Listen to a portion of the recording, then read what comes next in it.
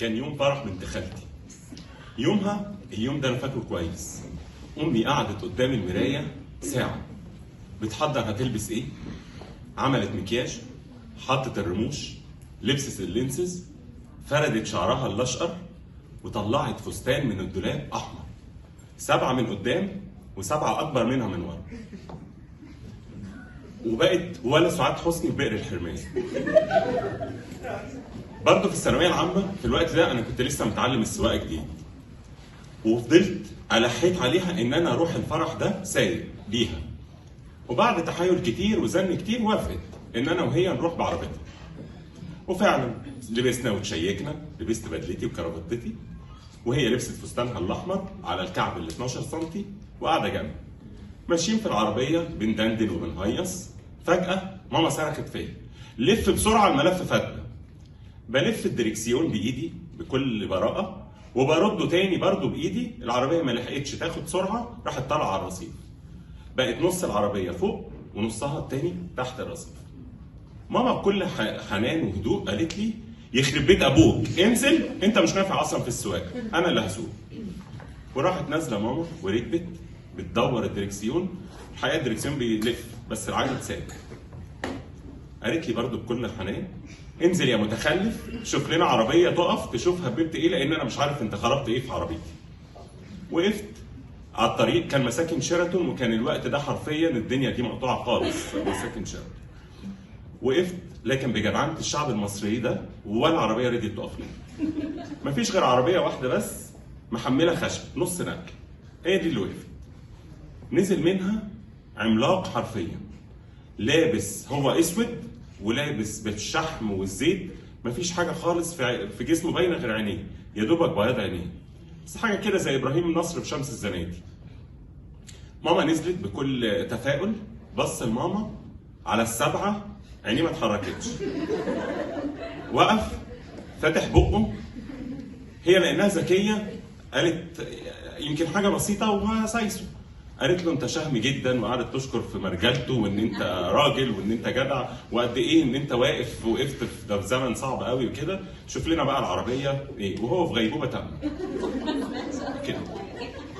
فين وفين لما فاق بص على العربيه قال لها: لا يا مدام، ده التيش كده اتكسر، التيش اللي بيربط الدريكسيون بالعجل، التيش اتكسر ولازم يتفك ويتلحم.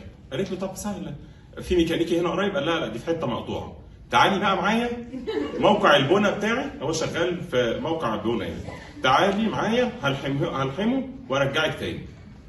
في اللحظه دي انا قلت: انا امي لو راحت معايا هتغتصب، ولو برضه سبتها وانا اللي رحت معاه لان الحته مقطوعه هتغتصب.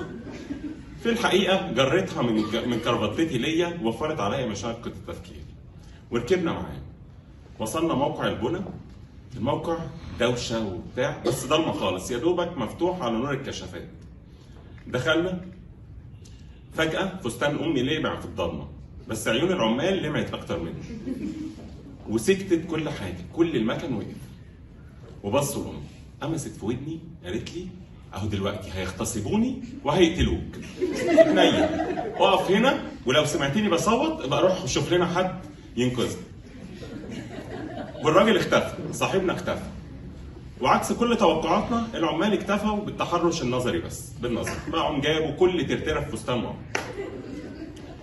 الراجل رجع بعد ربع ساعه بالتيش ملحوم، ركبنا معاه، رجعنا العربيه، ركب لنا التيش، سوقنا. الحقيقه ماما من اول ما ساقت قعدت تشكر ربنا قد ايه على جوازتها من بابا، ان انا طالع له ذكي جدا، وان هو ذكر، وان هو ربنا رزقها منه ب3 وردات، وتحلف 100 ايمان ان انا عمري ما هركب عربيتها دي تاني. وفي وسط كل ده وصلنا يا دوبك مصر الجديده، كان في شريط مترو، كان محطه، ناس غلابه قاعدين مستنيين المترو في امان الله. ويشاء ربنا ان ماما تدخل في المحطه لولا ان الناس قامت تجري كان زمانهم كلهم ماتوا حرفيا. ابتدت الناس تتلم، لقيت ماما بتقفل العربيه وبترفع اللوك، قلت بتحمينا.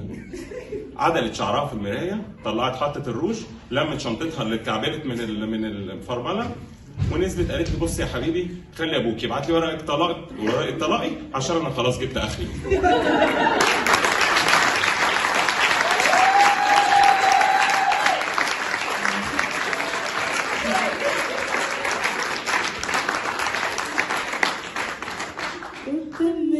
مرايتها عادي بتدلع براحتها وبتشوفها وبستعجلها تضحك لي وابصلها تختار الوانها تسأل عن رأيك واستنى طب واختار ازاي وجمالها بيخلي الدنيا بحالها قدام مرايتها عادي بتدلع براحتها بستناها وبستعجلها تضحك لي وابصلها تختار الوانها تسأل عن رأيي في فستانها طب واختار ازاي وجمالها بيخلي الدنيا بحالها